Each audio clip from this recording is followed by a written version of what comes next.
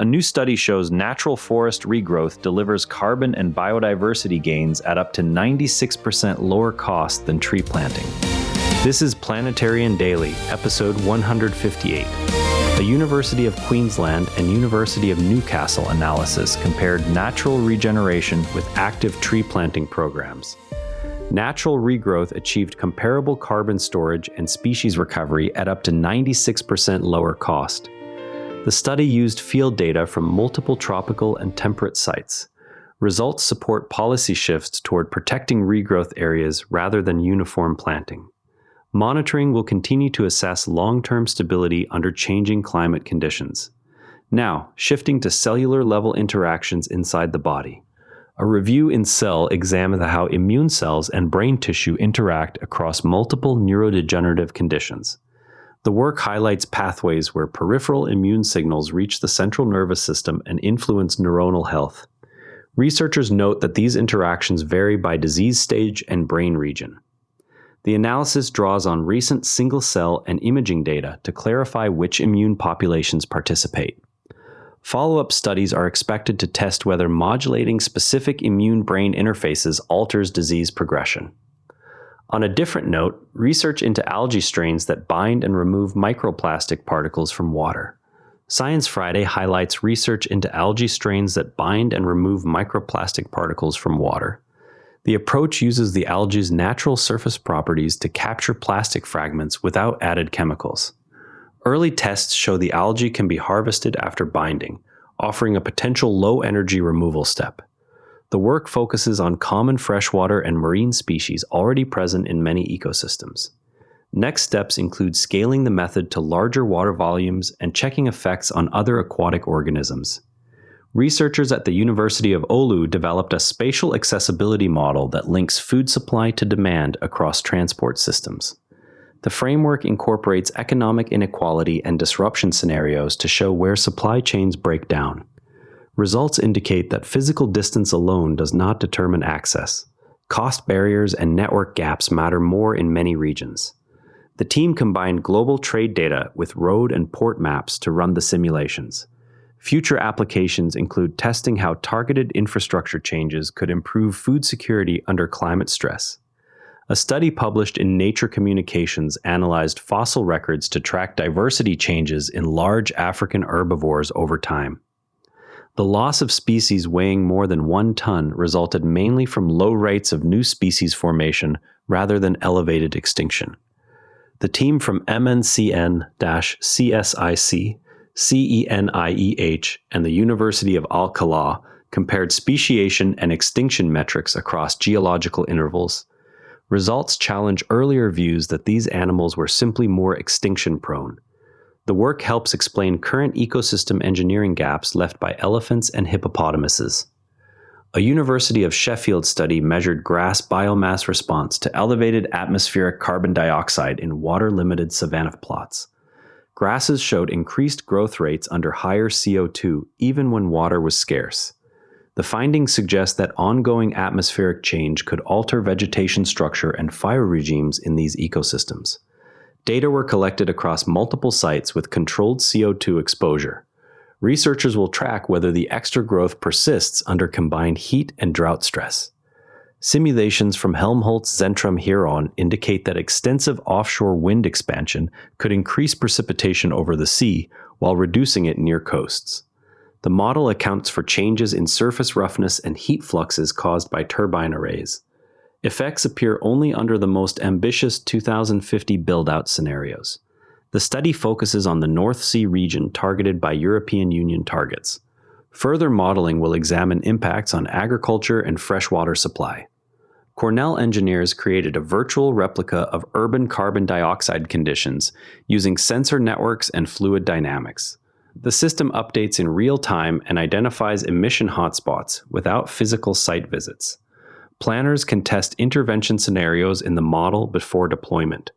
The framework combines traffic, building, and meteorological data. Expansion to other cities is under discussion. From cleaning physical environments to cleaning up scattered research data. An AI system scanned hundreds of research papers to identify new lead-free materials that retain performance at high temperatures. The method converts scattered experimental results into structured data for rapid comparison. Several candidate compounds emerged that had not been tested together before. The study demonstrates how text mining can shift materials discovery from trial and error toward data-driven selection. Researchers plan laboratory validation of the top predicted materials. Research cleared 2 technical barriers that previously limited single-element meta-lenses for augmented and virtual reality glasses. The new structures maintain image quality while reducing overall lens thickness. Performance tests showed improved color fidelity and reduced aberrations at wide fields of view. The approach replaces stacked conventional lenses with one engineered surface. Continued development aims at full-color prototypes suitable for wearable devices. Researchers at MPIK Heidelberg used an atomic gas as a time-dependent optical element to manipulate XUV and X-ray pulses. The method allows spectral and temporal control without solid-state damage limits. Tests demonstrated pulse compression and shaping at intensities relevant to chemical reaction studies. The approach could support quantum computing and advanced spectroscopy. Further work will scale the technique to shorter wavelengths. Julie Ellie at Berkeley mapped vocalizations used by flock members outside of song. The work distinguishes contact calls, alarm signals, and coordination sounds that occur throughout the day. Recordings from multiple species revealed consistent patterns tied to social context. The findings expand understanding of avian communication beyond courtship and territory defense. Ongoing experiments test how birds respond to playbacks of specific chatter types, from engineered materials to human systems under stress. A doctoral study found that declining occupational well-being often leads to sick leave without changes at the job site itself.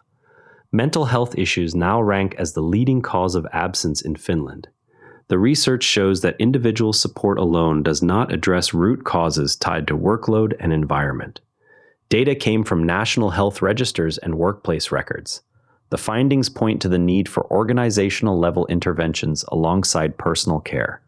From human health data to cellular aging signals, cohort and mouse data connect the circulating factor ANGPTL8, produced by aged fat cells, to inflammation and mortality risk. Higher levels correlated with several age-associated conditions in both humans and the animal model.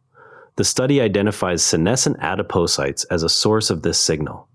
Removing or inhibiting the cells lowered ANGPTL8 and improved metabolic markers in mice. Human follow-up will test whether ANGPTL8 serves as a practical biomarker. A few episodes back, the show covered cellular aging markers in longevity biology. Today's work adds a specific circulating factor tied to senescent fat cells. Now, here's something most people get wrong about how wound clots actually form. Most people picture fibrinogen as a simple dissolved protein that turns into solid fibrin strands the moment it meets air at a cut. The actual process is more staged. Right now, as blood leaves a vessel, fibrinogen molecules first adsorb onto the exposed surface in a specific orientation that was only clarified after years of experiments. The revised model shows the protein rearranges into a denser layer before thrombin converts it to fibrin, changing how the clot mesh assembles. One memorable detail is that the surface conformation shift takes place within seconds, faster than many standard clotting assays capture. This matters because current wound dressings and sealants were designed around the older view. A practical step is to watch for updated guidelines on topical agents once clinical labs test materials match to the new structure. Keep an eye on follow-up work testing whether modulating immune-brain interfaces alters disease progression. That's Planetterrian Daily for today. If you enjoyed this, a rating or review on Apple Podcasts or Spotify really helps new listeners find the show. I'm Patrick in Vancouver. Thanks for listening, and I'll see you tomorrow. And if you'd rather watch than listen, find us on YouTube at Nera Network, links in the show notes. And before you go, this show is part of the Nera Network, a family of daily podcasts on tech, science, and markets, each one a short, sharp briefing you can finish on the commute. If today earned its place in your feed, here's your next listen, Models and Agents, your daily briefing on AI models and agents. Find every show free at neranetwork.com. The age of AI puts real builders on the phone with an AI host. Apply at naranetwork.com, Age of AI apply. This episode used AI voice synthesis of my voice. Editorial selection and analysis are my own.